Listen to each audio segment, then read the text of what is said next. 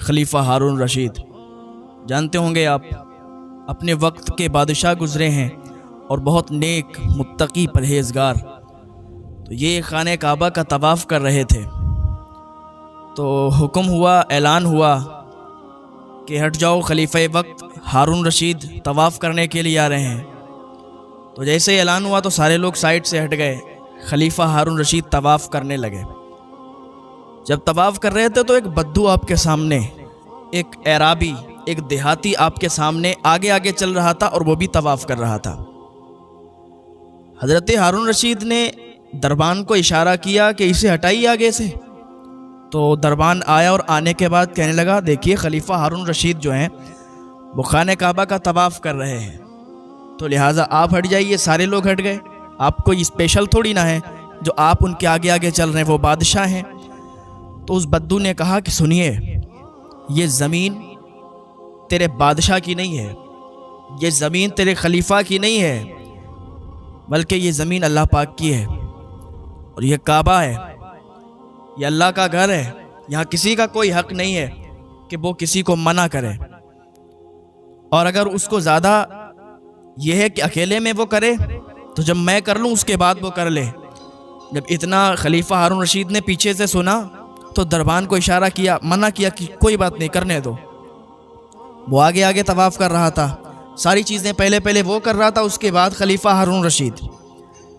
تو جب طواف کر لیا تو ہارون رشید اپنی جگہ پہ آ گئے، آنے کے بعد بیٹھ گئے اور کہنے لگے، جاؤ اس کو بلا کے لاؤ، جو بدو ہمارے سامنے آگے آگے طواف کر رہا تھا اس کو بلا کے لاؤ۔ تو دربان گیا، دربان غصے میں تھا، جانے کے بعد کہا کہ چلو بادشاہ بلا رہے ہیں آپ کو، ہارون رشید بلا رہے ہیں۔ تو اس نے کہا اچھا، اگر اس کو حاجت ہے تو اس کو میرے پاس آئے، مجھے کوئی حاجت نہیں کہ میں اس کے پاس جاؤں، اس کو حاجت ہے تو میرے پاس بھیجو۔ دربان اور آگ بگولا ہو گیا اور آیا ہارون رشید کے پاس اور کہا کہ وہ ایسی بات کہہ رہا ہے کہ بادشاہ کو اگر حاجت ہے تو بادشاہ ہے میرے پاس، میں نہیں جاؤں گا اس کے پاس۔ تو ہارون رشید نے مسکراتے ہوئے کہا کہ ہاں بھائی، حاجت تو ہماری ہے تو جانا بھی ہمیں ہی پڑے گا، او بہت عقلو انسان ہے، چلو اس سے ملتے ہیں۔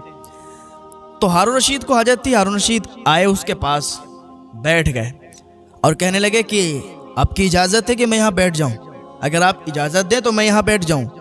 وہ کہنے لگے، یہ زمین اللہ پاک کی ہے، یہ زمین میری نہیں ہے، نہ ہی میرا یہاں کوئی قبضہ ہے، نہ ہی یہ میری خود کی زمین ہے، تو میں تمہیں حکم نہیں دے سکتا کہ تم یہاں بیٹھو۔ اگر تو یہاں آیا ہے اپنی حاجت لے کے تو تیری مرضی، یا تو بیٹھ جا یا تو یہاں سے بھاگ جا، واپس چلا جا۔ تو ہارون رشید کو تھوڑا عجیب لگا کہ میں بادشاہ اور یہ ایک بدو گوار دیہاتی ہو کے مجھ سے ایسی باتیں کر رہا ہے۔ ہارون رشید خاموش رہے، فی الحال وہاں پر کچھ کر بھی نہیں سکتے تھے۔ ہارون رشید نے کہا اچھا، آپ اتنے ہی متقی بنتے ہو، پرہیزگار بنتے ہو، تو میں آپ سے ایک سوال پوچھوں گا، جواب دو گے؟ اس نے کہا ٹھیک ہے، اگر مجھے یاد ہوگا، مجھے معلوم ہوگا تو میں دے دوں گا جواب، نہیں معلوم ہوگا تو نہیں بتا پاؤں گا۔ ہارون رشید نے کہا بہت آسان سوال پوچھوں گا، اگر تم نے وہ جواب دے دیا تو میں سمجھوں گا کہ واقعی تم پرہیز و متقی ہو، پرہیزگار ہو۔ اس نے کہا سوال پوچھنا چاہتا ہے؟ اٹھ جا، کھڑا ہو جا۔ وہ سامنے جا کے بیٹھ، سوال کرنے والے کی جگہ پر، سوالی کی جگہ پر جا کے بیٹھ اور پھر مجھ سے پوچھ۔ ہارون رشید کو اور زیادہ غصہ آیا، ٹھیک ہے آپ کی بات مانتے ہیں۔ جہاں پر سوال کرنے والے بیٹھتے تھے، سوالی کی جگہ پر ہارون رشید بیٹھ گئے، سامنے دو زانوں کے بیٹھ گئے اور سوال کرنے لگے اور کہنے لگے دیکھ، اگر تو نے جواب نہیں دے پایا، یقین مان تیرا سر دھڑ سے الگ کر دیا جائے گا، میں دربان کو حکم دے دوں گا، تیری گردن مار دے گا وہ، اگر تو نے یہاں پر میرے سوال کا جواب نہیں دیا۔ تو دربان نے آ کے ہارون رشید کو شانت کرایا اور دربان کہنے لگا کہ حضور آپ ایسی غلطی مت کیجئے، اس کو معاف کر دیجئے، اس نے نا سمجھی میں اور آپ کو نہ جانتے ہوئے یہ ساری باتیں کہہ دیں، حضور اگر آپ کو جانتا ہوتا تو شاید نہ کہتا۔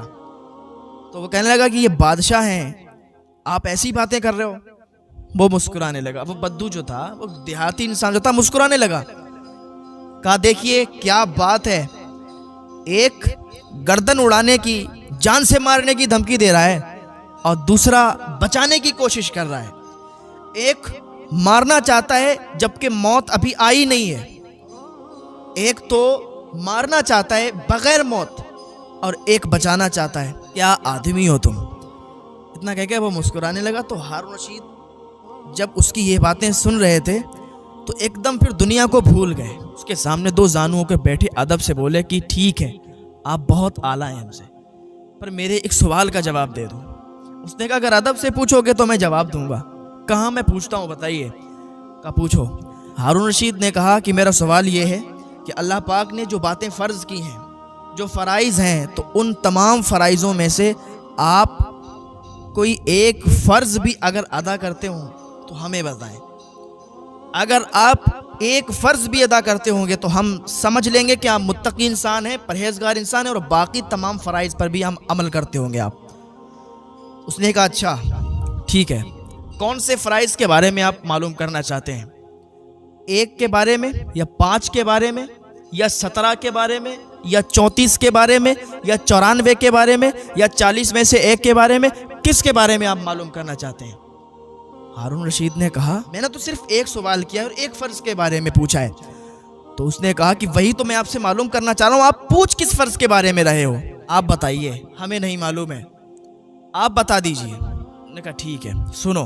کہا 1 کے بارے میں تو 1 اسلام، اور 5 فرض کے بارے میں تو 5 نمازیں ہیں جو ہم پر فرض ہیں، اور 17 کے بارے میں تو 17 رکعتیں ہیں جو 5 وقت کی نماز ہم پر فرض ہے، اس میں 17 رکعتیں فرض ہیں، اور 34 سجدے ہیں، اور 94 تکبیریں ہیں۔